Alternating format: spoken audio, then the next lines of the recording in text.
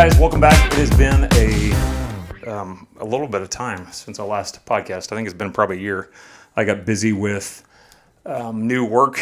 I started working with a friend's company doing luxury home remodeling and overseeing projects there. So here's a quick plug. If any of you out there are wanting your home remodeled or part of your home remodeled or a custom home built, please feel free to reach out to me and I will be happy to quote you something or help you in that project. So anyway, moving on back to the podcast today. Today I'm joined by Kiwi and Allen. I'll have you guys introduce yourself, but welcome. Who wants to go first? Thanks for having us. I don't know ask you who wants to go first. Look at that way. Kiwi, who are you? What's your story? Kiwi Authors. I came over here in 1990 pursuing the American dream and ended up playing rugby at one of the local universities in South Louisiana and met my wife there and started my career here and living the American dream. And moved to Texas in 95, moved to Prosper in 2012, but have been involved in Prosper School District since 2001. Nice. Welcome. You're a Texan then at this point. Yep. Oh, yeah. Texan. Yeah. I think it counts. Allen. Allen Rountree. I am your Place 2 trustee-elect until the 18th, and I'll take my seat up there for you all. I moved back to Texas in 2014. I do IT security for IBM Cloud. I moved down here to take that position. Before that, kind of lived all over, born in California, however you might feel up or down about that, but have also lived all over the states, including Alaska. So if I were to have to put a pin in a map somewhere, Alaska's home for me. That's where I mean, California is beautiful, but Alaska I've heard is amazing too. Yeah, Alaska is everything you think it is and a whole lot more. So I need to visit then. I encourage everyone to visit for as long as you possibly can. You'll either love it or hate it, but you will not be meh about it. But I also love Texas. My dad's side of the family's from Texas. Met my missus up in Alaska. She was born and raised there. And we got married, moved down here the first time, then moved back to Northwest for school and work for a little while, and then back down here for work. And hopefully we can stay here. We have one daughter in the district. She's in third grade, and we want her to be in the district until she's off to college. So good. So you've been in the district how long? We bought in 2020, so coming up on our sixth year in the district. Yep, right in the middle of COVID with a 3-year-old at the time. So it was a whole lot of fun. Yeah, I have no doubt. That was interesting. And you've been here how long? You said 20 years in Prosper? Yeah, I'd say a little over 20 years. Just working in and out with the construction company I worked with. I had kids that graduated in 2017 and 2020. So one of the COVID classes. Prosper High. Yep. Back before we had multiple schools. Yep. So it's different. I'll have to come back to the multiple schools. It changes things for Prosper. Yeah. But I think this is a good segue into why would you run for the school board? Oh boy. I don't know what to go for. We have to flip a coin for all these. I'll go first on this one. Because I've been here. Let me back up. We've been in the district for 11 years, and we moved here for the school district. So it's one of those. It was one of the reasons that to be closer to my family, but yeah, for the district, and it's changed a lot. It definitely a lot more has. students, and it's one of those. Yes, I thought about running, but it's one of those. You have to be willing to go through a lot to run for school board. So I'm like, why in the world? When I met you guys, I'm like, why are you doing it? So we bought in Prosper for primarily 2 reasons. I knew all the development was happening or going to be happening with PGA, and so all of the motion out of Frisco was coming this way, right? So we were at the time on the leading edge of that. If we could find a good deal on a home, that would probably be beneficial for us in the long run. But the other reason is I had a 3-year-old, and we were looking at the school districts specifically, and Prosper was one of the ones that stood out amongst all the others. So when we relocated from Wiley, we relocated over here specifically for the school district. That first year, kindergarten year, my daughter Lily was in school at Rucker when all of the Janey story broke. And that was shocking that the little town of Prosper, and specifically that little elementary school, was going to be ground zero for this nightmare that was happening. So that kind of woke me up to what was going on with the school district. I started paying attention from that point. 2 years later, My family had an issue that we wanted to bring up to the school district, and it didn't go the way that we had hoped it would. And that kind of gave me an idea of some of the risk equations that were being done by the district. And so I wasn't appreciative of that. So I started looking closer. The more I looked, the more things I thought could maybe go a little bit differently if they had some different leadership. So that got me involved. So then it was PTA and watchdogs at Rucker, and just being more involved with the school as I could afford to, outside of my professional career, and meeting and talking to more and more people. And the more that I talk to folks, the more I realize that I think there are things that could be changed culturally in the district if they had leaders that were focused on those things. And there's a lot of things in the district that go on, and a lot that I don't know yet, right? I'm not on the inside, so I don't see all of the requirements of the board and of the district. And I hope to get into the middle of that as quickly as I possibly can and impact that all positively. But for me, the driving force was to be an agent of change for the culture of the district, to grow in commiseration with the size of the district, and change those risk equations a little bit. Kiwi. Well, mine's a little bit different story. Different people. So Yeah. It's great. My wife and I reconnected in 2011. She was the girl I chased halfway around the world to meet, and we broke Mission up. accomplished. Yep. Well, we broke up a few months after I got here. Oh, details. And so anyway, we had the opportunity to reconnect, and she already had 2 kids, Okay. and was in Baton Rouge, Louisiana. And she said, "Well, if I move to Texas, we got to find a private school to put them in." And I'm like, "No, we're in Texas. You don't need private schools here. You can find really good schools that are public schools." And having worked all over DFW with schools, I chose Prosper. Prosper was basically a destination district for us. And she said, "All right, I'll give it a try." And our kids graduated. When they arrived, they were 10 and 13. So, one's in middle school, one's getting ready to start high school.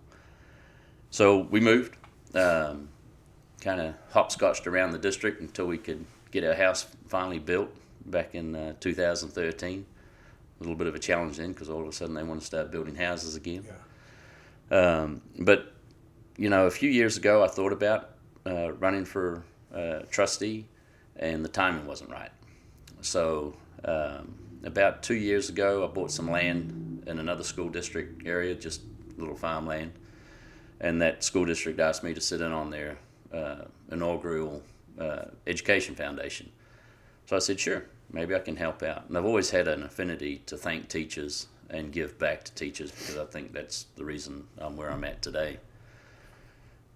And in doing so, I saw how much I could help that district and make things better for the teachers and the students there.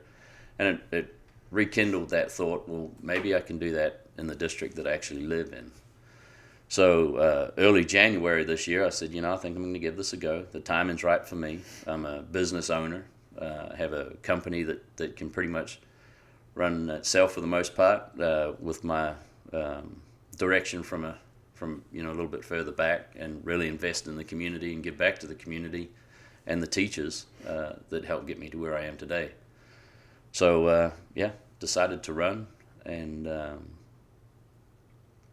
probably would have preferred to have a campaign and run and feel like I earned it. But other than that, I'm really excited to be here. I noticed there was a little bit of diversity with some of the rhetoric that was going on, and I thought that I could be a bridge between those two parties and bring them together, because there's a lot of good things in Prosper and Prosper ISD, and just wanted to take away from the negative aspects and help bridge those gaps and make us Prosper strong again. What's working in Prosper ISD right now, and what needs changing? I would say some of the things that are working is, the students are flourishing, right? We have a lot of celebrations every month at the board, the board meetings. So our students are doing very well in whatever they're pursuing. I think that some of the celebrations for the things that the district itself are doing how the educators and the different departments in the district are excelling at whatever they're pursuing. So I think there's a lot of support for the things that make a district more than just a school. I also think that we've got fantastic educators. I mean, I'm not in every school, so I don't get to meet every educator yet. But when I'm on campus for either PTA or for Watchdogs at Rucker, we've got some amazing people teaching our kids. So those things are working very well. I don't know. What do you see that's working well, Kiwi? We're a sought after district. Yeah. People still want to come to Prosper. We have a lot of good things going for us. The organization was built on good foundations, and it's been able to grow and represent that.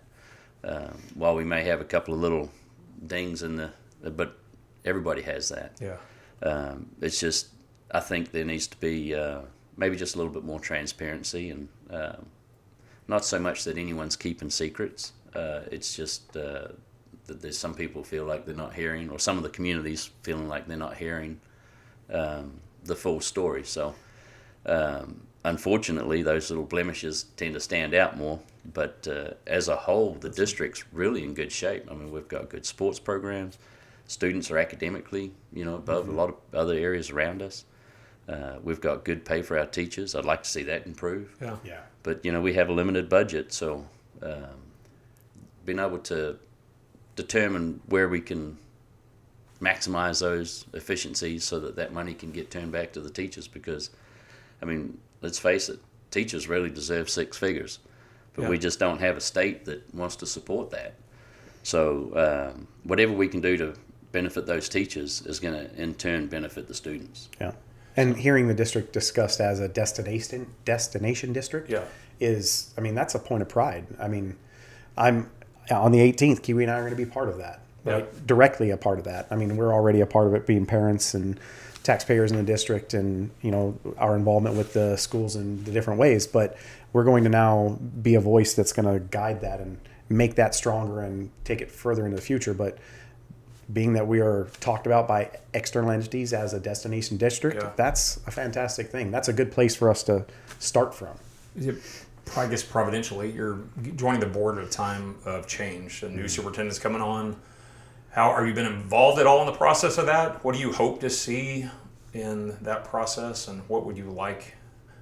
I don't know if you can say too much, but I mean, a new superintendent will be coming on. It's a time of change, right? And you guys are coming on, new superintendent. Like, this could be a very interesting time, right, for the district. We were fortunate to the current board felt that it was important that we be part of that process, so they asked us to come in and sit on the executive sessions, the last two meetings. Good. For that small component of selecting a firm that would find our superintendent, which I think says a lot for the current board. We won't be able to vote on that. Well, that decision needs to happen quickly, so I understand that. But our opinion was part of the discussion, and we were heard. We were asked to participate, so that was that's very good of the current board to do that. Even though the election was what it was, we were still invited to participate and hear our voice, because we will be there to vote on and help make the decision of when and who the next superintendent will be. So, will they vote on that next month or so? Do we have any idea? It depends on how long it takes to find someone. No, the first step is to find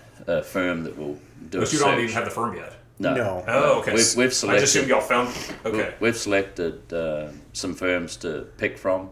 They're going to pitch themselves to you. Yep. Like, this is why you should use me. Yeah. Yep. Two of them pitched at the last board meeting. That was the early part of the board meeting. They came in and did their pitch, and you can see that now. That's both of those pitches are available on the board meeting video, so you can find that online in those spots.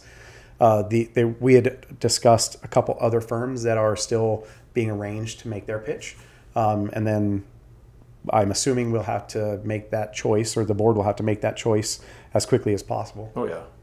What kind of superintendent would you like? Do you think would be good for the district?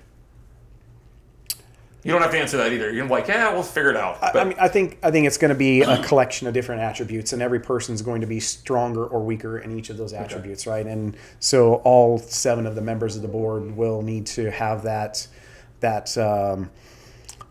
repertoire of those attributes that we think will be important. Okay. I can tell you for mine, I'm going to want someone who is like Dr. Ferguson, a very strong leader, right? She is really good at bringing the district and all of the people of the district towards a goal.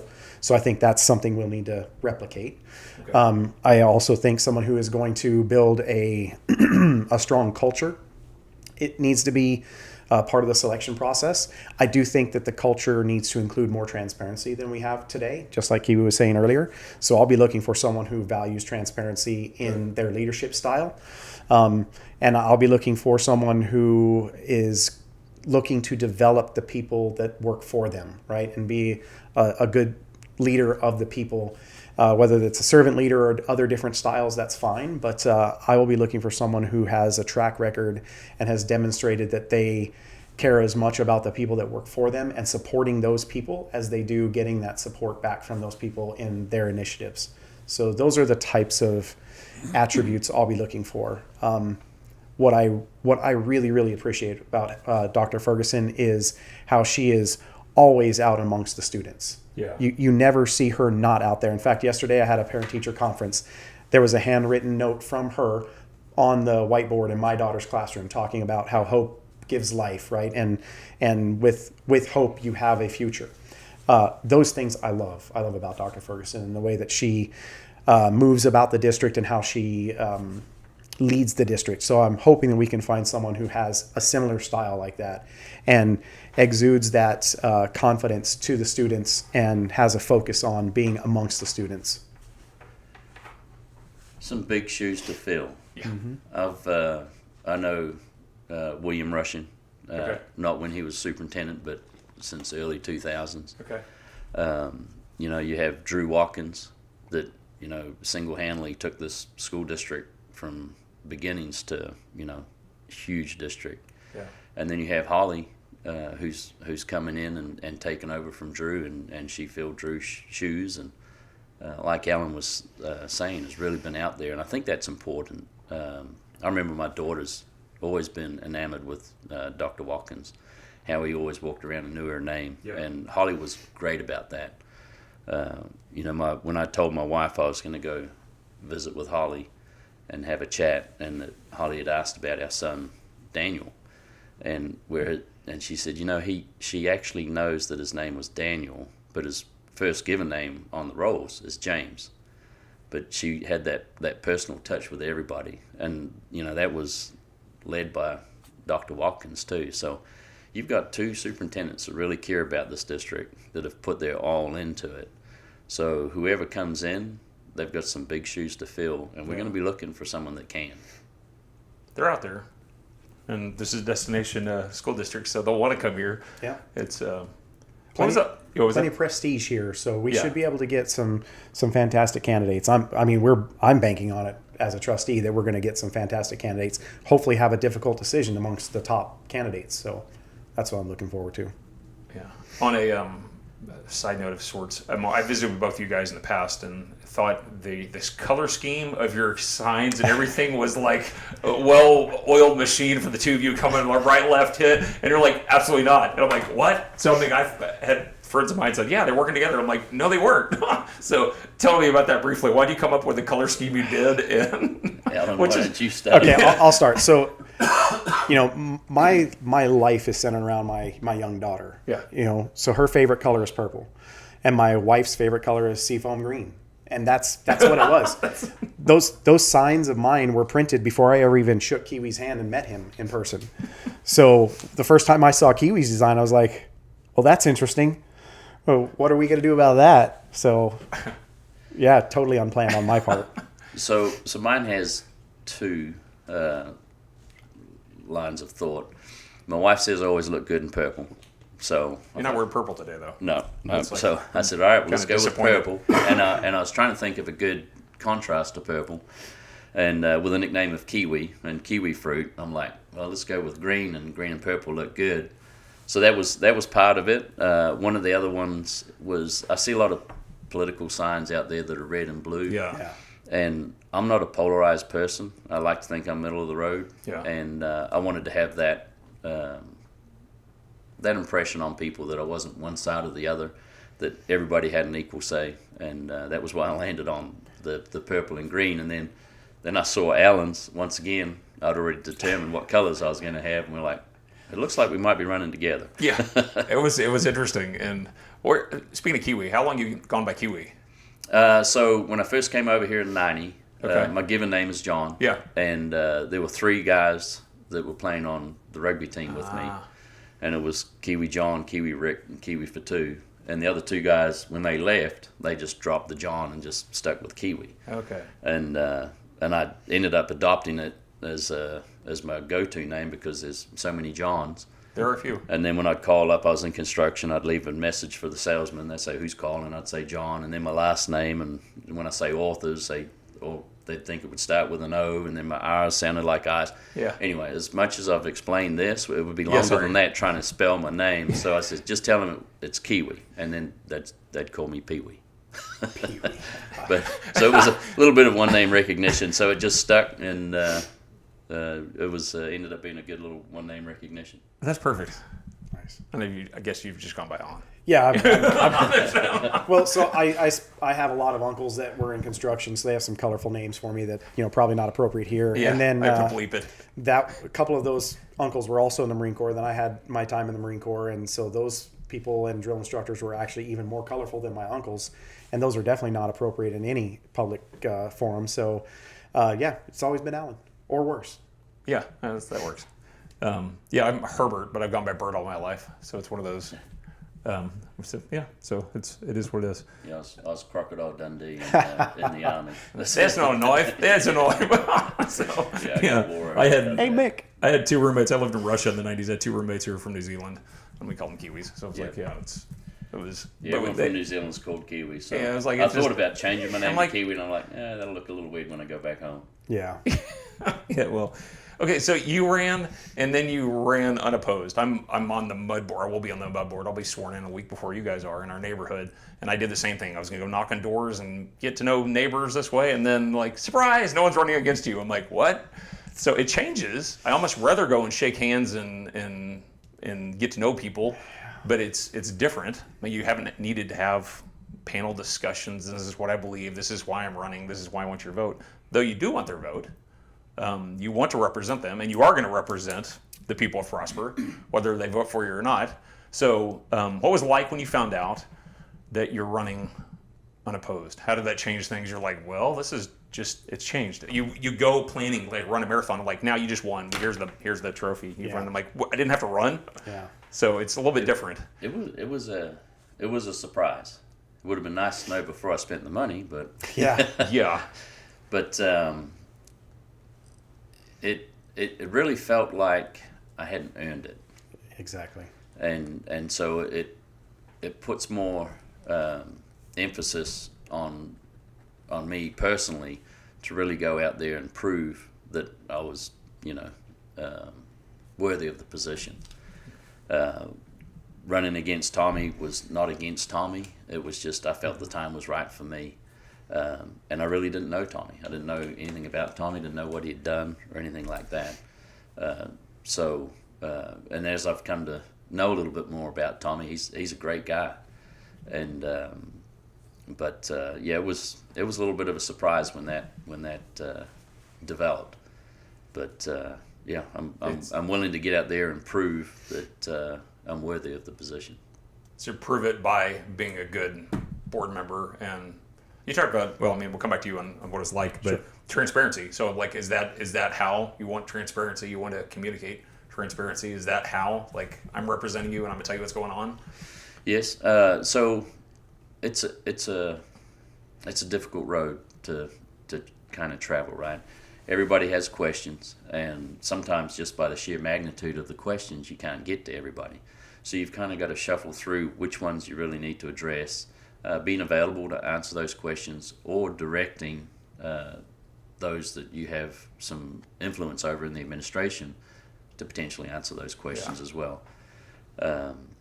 So transparency is big with what I do with my company. It's first and foremost. It's internally. It's externally to clients. It's externally to subcontractors. and everything we do is transparent. It just makes life easier. Sometimes it's not the answer that everybody wants. We may not be able to give details because of the confidentiality, but at least we can give a general synopsis of what's going on. And I think there's a need out there for some people that need just feel like they're not being heard or ignored. So if I can be that bridge and help portray us as a very strong, united district, then that's what I really want to do. What was it like for you when you found out? So I was actually gearing up to go to even a more contentious campaign, right? Because Kiwi's campaign went unopposed before mine did, a couple of days. Oh, okay. And so I figured that all of the support that would have been there for Tommy's campaign would then have definitely shifted over to Dina's campaign. And I figured I was going to be in an even more trenches. intense campaign, right? Yeah. Not that so similar to Kiwi, I wasn't running against Dina. I was running for me. The only way I could make a decision of which board seat to challenge or which place to challenge was that I had actually associated with Tommy Van Wolf outside of the boardroom, right? He was definitely a trustee when I had my concern with the district, but then we would see each other at daddy-daughter dances, and he and I and Bill Beavers all were at the same dance a couple of years in a row or at Walnut Grove. And, Tommy was very nice, approached me, and, we'd comment on each other. I'd be wearing, LED cat ears because that's what my daughter wanted me to put on, in my little monkey suit. And he would comment about that and we'd share a laugh. And, so I figured if I don't have that same connection with Dina, so why not go for place 2? So I wasn't running against Dina. I was running for the seat. And I figured that Dina and I were going to have a heck of a campaign to go, for the seat. Mm-hmm. She and I had exchanged a little bit of information back and forth, and I told her I'm not looking to run any kind of contentious campaign or anything like that. I want to, have an upstanding campaign, and I don't know what her decision points were for why she decided not to continue the campaign, but she didn't. And so that was a big relief. I had to let my wife know that, hey, this is going to get more interesting. We're going to have to, finance it a little bit stronger, most likely, more signs, more time, more conversations. I'm going to be out more than I want to be. And with a third grader, that's not exactly what your missus wants to hear. Yeah. So there was relief for me. I'll also say that, like Kiwi, I felt like I had gotten something that I didn't earn. This is my first foray into any kind of elected position. I also feel like the voters. I feel like the voters were robbed of their opportunity to ask Kiwi and I the questions that they have. They would invariably have, and so we've been trying to rectify that. I know you've probably had a few get-to-know-yous, but that's why when we visited, I'm like, this might be a good place for people to get to see your face and see who you are and why you're doing what you're doing. Because it's a thankless job, and I know from some of the people on the school board, it can take a lot of time too. So you mentioned you can afford to give a little bit of time right now because it's going to take more than you even think. I think I'm pretty sure. I think I've probably invested about 20 hours a week, and I haven't even been campaigning to date. But just talking to different people that I know, mayors that I might have a coughing fit here soon. Too. Sorry, it's contagious. Yeah, but have you been in public office before? Have you run for anything before? No. Okay. No. Rugby president, you were like. No, up until 2016, I wasn't a citizen, so I couldn't. And so I. Well, congratulations. I was at a point where I either renew my green card or become a citizen. I'm like, I've taken the oath before when I joined the military. I mean, I always consider myself an American, or born again American. But so I decided to become a citizen at that point and be bona fide, and now I can run for office and vote, and maybe go to jury duty. Yeah, well, that's so they've always never chosen me for jury duty. Yeah. It's one of those things. So we kind of touched on what kind of trustee you'll be. Did you mention that as much? So I want to see, just like Kiwi mentioned, I want to see a lot more transparency. Not that the decisions that have been made by the district are the wrong decision. Maybe they always have been. But if people don't understand, if the taxpayers and the voters don't understand what the decision is, what data was leveraged to make the decision, and what the outcome of that decision is going to be, it gives room for questions to manifest themselves. And sometimes those questions lead people down inaccurate roads, and that's where rumor and lies can begin to flourish. I think if the board and the district can be more transparent than they have been, that forestalls some of the problems or the negativity that the district has today. Invariably, there are tough decisions when it comes to, finite resources. Someone is going to be unhappy about every decision that's made. Yeah, always. But if you can provide that data so they understand the decision more, or how the decision was made, I think that can remove some of that negative thought pattern that is there in the district today. I honestly think that, a district of our scale, our complexity, and our capability should have, metrics that foreshadow every decision that's made, right? Yeah. You need to have data to make a decision. The district, I'm sure, is gathering that data. The administration, the board definitely wants that data and gets to see that data. I know that some of those things have to be held in confidence, but do they all? Yeah. And so that's the question that I'm going to ask, right out of the gate. Why are we holding this information back from the public? Why can't they know these things? Is there a good reason why? Okay. If there's not, then why aren't we just getting it out there? Yeah. That will alleviate some of the questions, concerns, problems that we have in the district. So I'm going to be pushing heavily for transparency. I also think that being a board member means that you are up there to be the voice of the people. Yeah. To tell the district administration what you want to see. So I am going to try to be more available to the public. Obviously, there's a balancing act there for what you can and cannot share. Certainly anything in an executive session is not able to be shared, so that will limit what I can do. Yeah.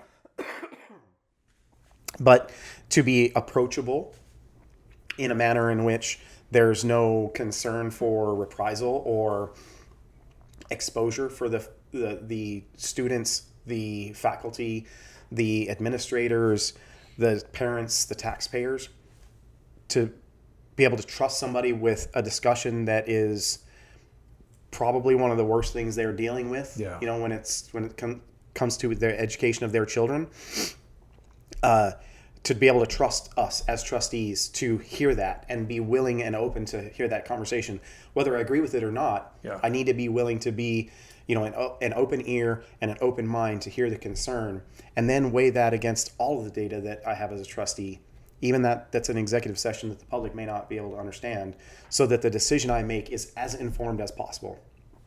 And so you'll see out of me a push for transparency and a push for, approach to the community, and a better avenue of approach from the community to the board. Those are the things I think that the taxpayers will see from me as a trustee. And then I'm going to be bringing something to the board that may not be there. I do IT security. I'm focused on cybersecurity for a major cloud provider. I understand some of the pathways that technology benefits us, but that being a two-sided coin, right? Our kids are also preyed upon through those avenues of approach, and maybe I have a vision or an optic of what that looks like more so than anyone else on the board. And so I'm hoping that I can leverage my own personal skill set to help the administration and help the board protect our kids a little bit better, or use technology in a better way, or maybe even a more empowering way. So those are the things you'll see out of me right out of the gate. And I've been in school, I wouldn't say politics, but definitely in construction, working with school boards, school superintendents, school districts across DFW since 2001. Okay. So I bring a different approach to how different school districts do things. A lot of people say sometimes you got to think outside of the box. I don't have a box. So every You build boxes, but that's build boxes, yeah. So every suggestion is valid, no matter how obscure or ridiculous it may sound. But often it can spark a line of thinking that can lead you somewhere. So understanding the dynamic of what school districts go through, with those years of experience, I think I'm going to be able to bring something to the board that's going to be valued, and hopefully passes on to the administration and areas that maybe they need some advice on. But much like Allen, I think there's a need for some transparency. Obviously, you can't share everything, but you can at least give context. And sometimes people just want to be heard.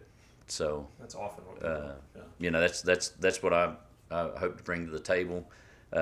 Maybe find out some solutions to some problems that we have, and do whatever it takes to keep this district a destination district, because it is a great district, and there's a lot of good things.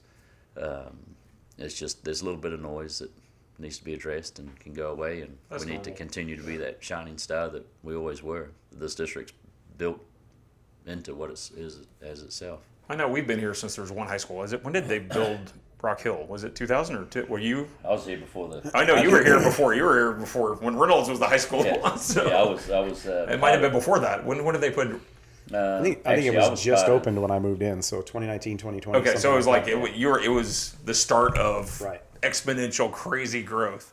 And my first introduction to Prosper was doing the Reynolds Stadium, which was the high school stadium, upgrading that and the concession stands.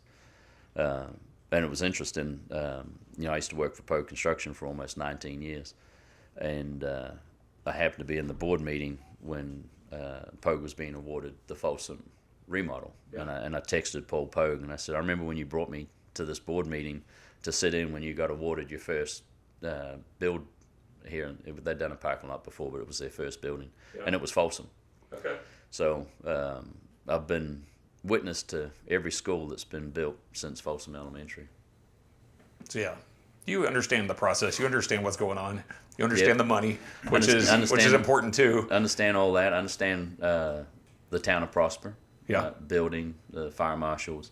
I've worked in multiple projects here in Prosper itself, so understand the relationship between the school district and the town itself too, and that's an important relationship. We are the biggest client in the town of Prosper, and Prosper ISD is what made the town of Prosper, and we've got a great mayor, we've got good people running that town, and we have a great relationship, which hasn't always been the case. Okay. And it's not always the case in many other municipalities, but it is here.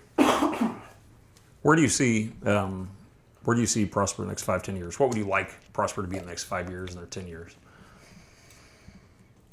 Prosper ISD, I'm not from town. The Prosper itself, for those who might not know, the town, the city, the school district is one town and 4 cities. So it's like it's big. Prosper ISD is big. So it's more than just the town. It's huge. Yeah, the towns change. I remember back in the early 2000s, the sentiment was that this was going to be a bedroom community. Yeah, ship sail. and so with everybody moving here, unfortunately, that threw the taxes onto the rooftops. Yeah. When I remember all we had was the Gin and Sonic. Yeah. And maybe a Nestos. That was it. Because as a construction worker, I didn't have a whole lot of options for lunches. But watching Dion's it grow. house. You could see Dion's house too. Yes. So. Yeah. And the white fence around on the corner. I remember that. But it's changed. It has. The demographics change. There's a lot of things changing. We're a diverse community now, and I think we need to, acknowledge that and figure out how we can serve all parts of the communities, or the community, and just that there's a struggle seeing some of these older school districts where they're closing schools. I think Prosper's done a great job to this point. They've made the elementaries bigger, which is great because now every 3 elementaries you're saving an elementary administration. Yeah. So that's saving money. Yeah, and you have 2 budgets. You have a construction budget and you have an O&M budget, and those funds can't intermingle. Yep. And a lot of people don't understand that when they're paying taxes, and they're like, well, We're doing a bond, like, let's pay the teachers. I'm like, let's it pay- sounds nice, but it doesn't work that way. And then of course we're subject to Robin Hood rules, where some of our dollars go to impoverished districts.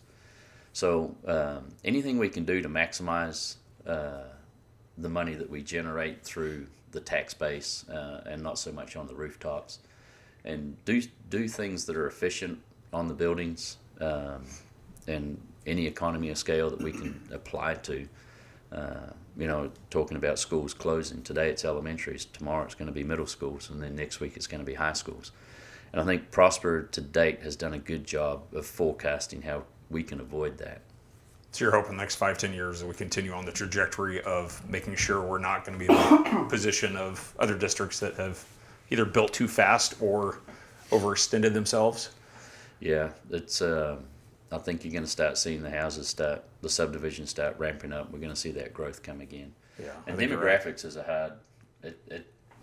It's a tough one. Nut to crack. So Yeah.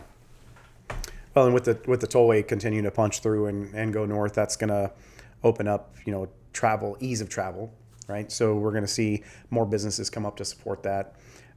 More people will move north as more businesses are up here. So the growth is going to continue to happen for a certain period of time. Being able to judge when to slow down that growth is going to be a balancing act. We've already seen the district do a couple of that by pausing some of the building of some of the schools, which hopefully has the benefit that the district is looking for, and not end up costing us as much as if we would have just finished the building and moved forward. So those things are going to be difficult decisions to make, and there'll have to be as many data points as we possibly can at the point of the decision. In 5 years, I'd like to see the district continue the growth. Obviously, that's a benefit, but I think continue to draw in the participation from all of the parents and the taxpayers in the environment.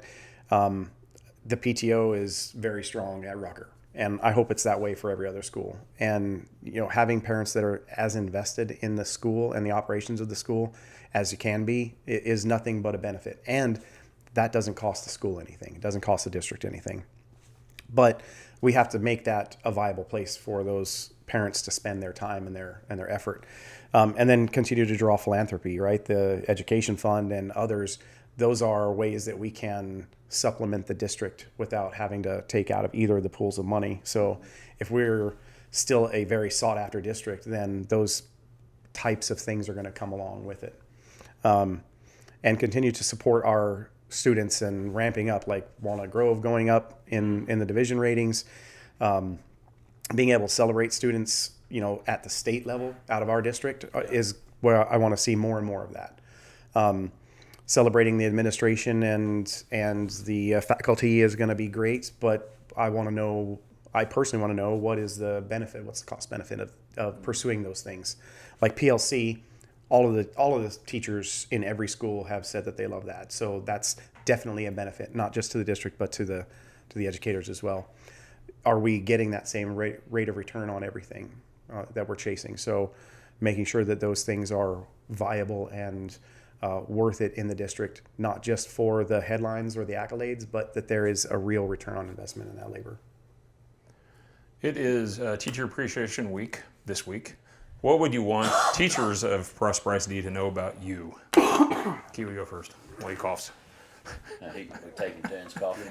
It's like we should sponsor like an allergy sponsor or something for the. It's like we need like a lot of sponsors out there. Brought to you by whatever. Sorry. I think this is in some of my platforms that I've put out there.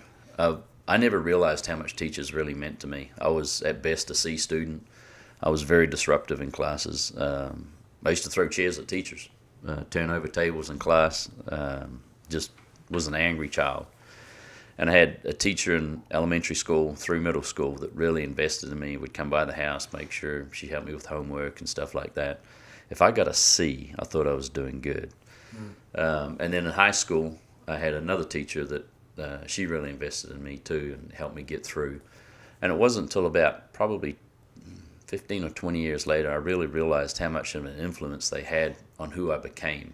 And I always wished I could go back and thank them and let them know, hey, not all those kids you think are troublesome or bad end up in jail or in a, dead somewhere. So every time I see a teacher, any educator or anyone that's in education, I always thank them. So anything that I can do to make a teacher's life better, I will, because I think that's a direct reflection that can be on the students.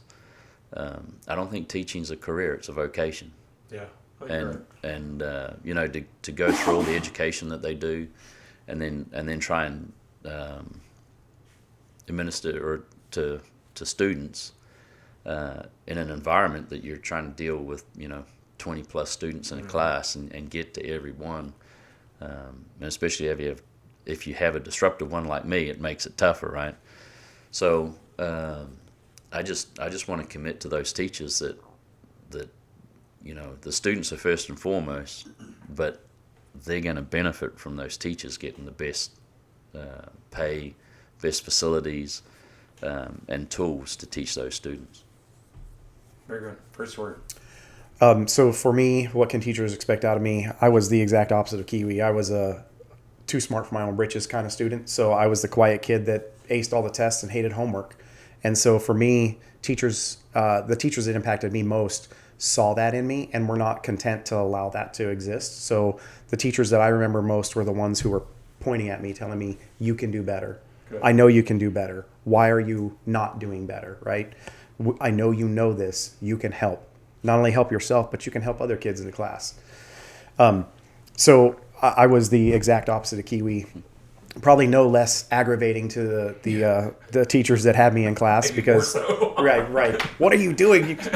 So I appreciate those teachers that pushed me, and those are the teachers that care enough to push a kid that doesn't need to be pushed. That impacted me just as much as the teachers that took extra time to cultivate Kiwi's childhood and his learning. So I would say that teachers can expect out of me to always see them, whether they're the strict teacher or they're the fun teacher. It doesn't matter. You are individually impacting all of the students in your class or in your campus in a way that you may not realize and may not manifest in that kid's eyes for years, but you are seen. Like Kiwi, teachers don't get paid enough. And if there's anything we can do from our board seats, we're going to change that. For me, the focus has to be in the classroom first. And the classroom is two components, well, technically three. But those two primary components are the student and the educator. The third component is the building in which they're safely allowed to exist in. So those are where I want to be focused. Everything else is to support that dynamic in the classroom, whether it's us on the dais making decisions, the administration, working on curriculum, or, just being able to hire that teacher to be in that classroom with those students and make sure that each of those students are individually seen. My focus needs to be, the entire board needs to be, in my opinion, into the classroom. And those teachers are a core component of that, if not the most important component behind the students, right? There's that chicken and egg scenario there for me. So teachers can expect me when I'm on campus. I'm going to be there to support them 100%. And the administration, if I'm there as a watchdog, as a dad or a PTO volunteer or a board member, I'm going to be there to try and fit in with the program that's happening at that campus and benefit them in any way I possibly can, and do so as openly as possible. Good. When Yeah. you go. Being a trustee, we're representing the constituents, the people that vote. A lot of these teachers don't live in our district. True. But we It's want to make expensive to live in the district. It is. It is. But so it's important that they be heard as well. So I Yeah. know Alan already does this, and I've met several teachers and administrators. Want to hear what they have to say, because they're the ones where the rubber meets the road. Mm-hmm. And I'm sure there's avenues for them to share that back with the administration.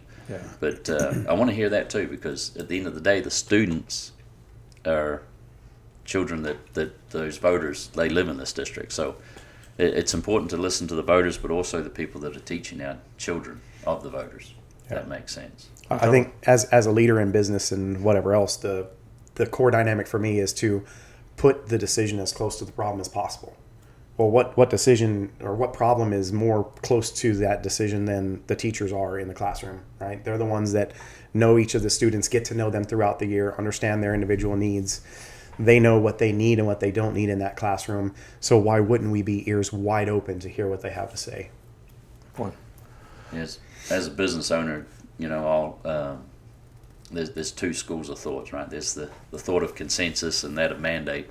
Mm-hmm. And sometimes when you come in with a mandate decision that may happen, if you're not willing to listen to the feedback from those that you're telling them what to do, you may be making a poor decision for the students.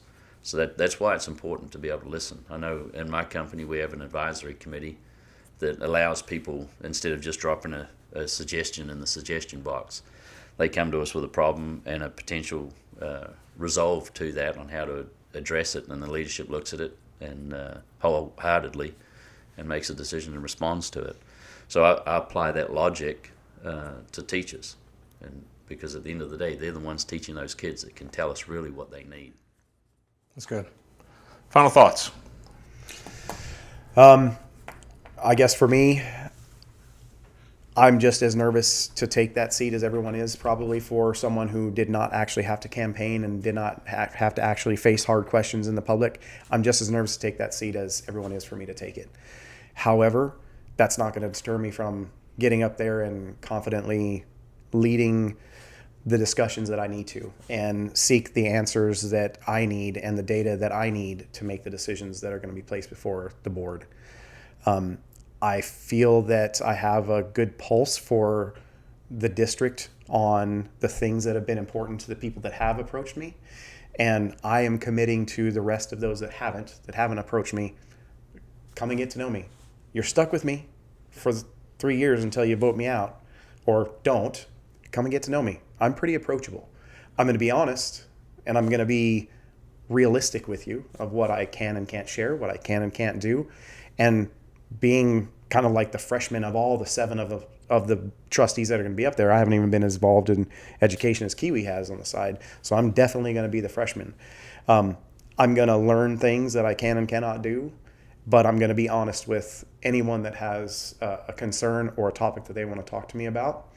I will give them my point of view. I'll commit to them what I can, and I'll be honest with them for those things that I cannot commit to. And I will try to represent them as best as possible. Being that our district doesn't have regions, I'm representing everybody from the east to the west to the north to the south, McKinney, Salina, Prosper, Frisco. It doesn't matter.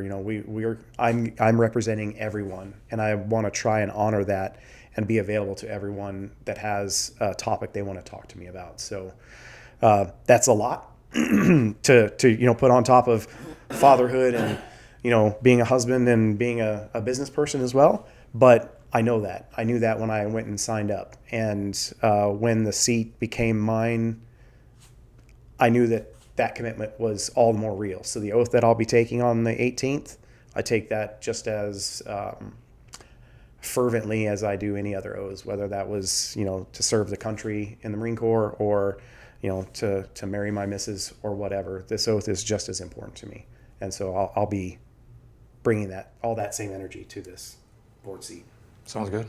Kiwi. I can mirror that sentiment when it comes to oath. I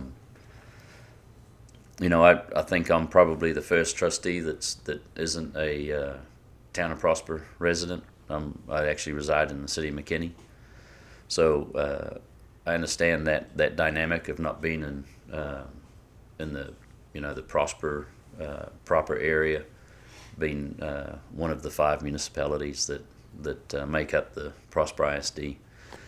I take this very seriously, and I just want to I just want to listen from everybody. I want to be approachable.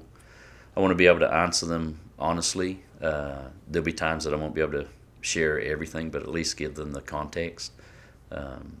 Just hope that they understand that I may not be able to answer their question how they want, and that's okay. But at the end of the day, it's what's better for the body, not just necessarily for the finger kind of deal. But I really want to be part of bringing the district together. The small noise that we have, it's just that. It's a little noise. Let's address it. Let's move on.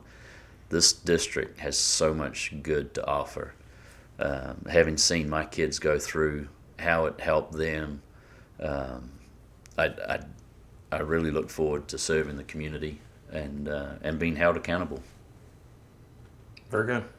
Well, I would say go out and vote for these guys, but you have the privilege of watching them, and as with me, rooting for you guys that will come along and continue to make Prosper a destination, Prosper ISD a destination location. And I think it's good that you're not in Prosper, town of Prosper. Exactly. I think it's good to have board members throughout the whole, not just one section. I think it's a good thing to have outside. Like, we're a huge district, a very big district, and I think it's a good thing. I'm excited to see you guys get on the board and to see how you fare for the next 3 years.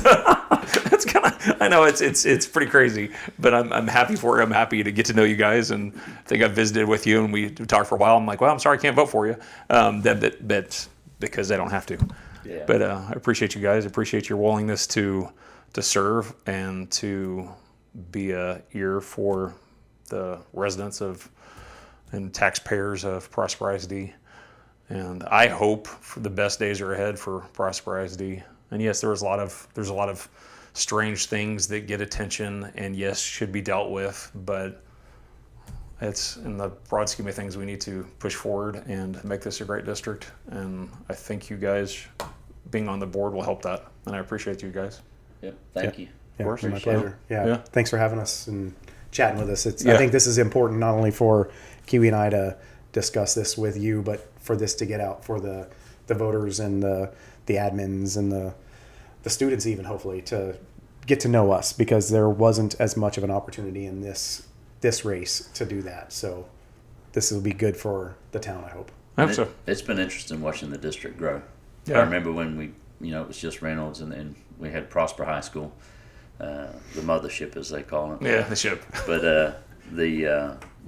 I remember talking to Dr. Watkins early on. I said, how many high schools are you going to build? And he said, we plan on building out to 5, and now they're talking 6. Yeah. So it's just, just seeing that evolve over the last 25 years has been pretty exciting. So glad to be part of it, and hopefully I can do it honorably. Yeah. I'm looking forward to get to know you more over the next few years, and for now we will root you on. And thank you again for your time. For those who sat through this hour of talking, we appreciate you, and I will hopefully be back again sometime in the near future with another one. I don't know. Life gets busy, and I'm like, okay, yeah, podcast. Sure, let's do the podcast. So thank you guys. Thank you. Thanks, Bert.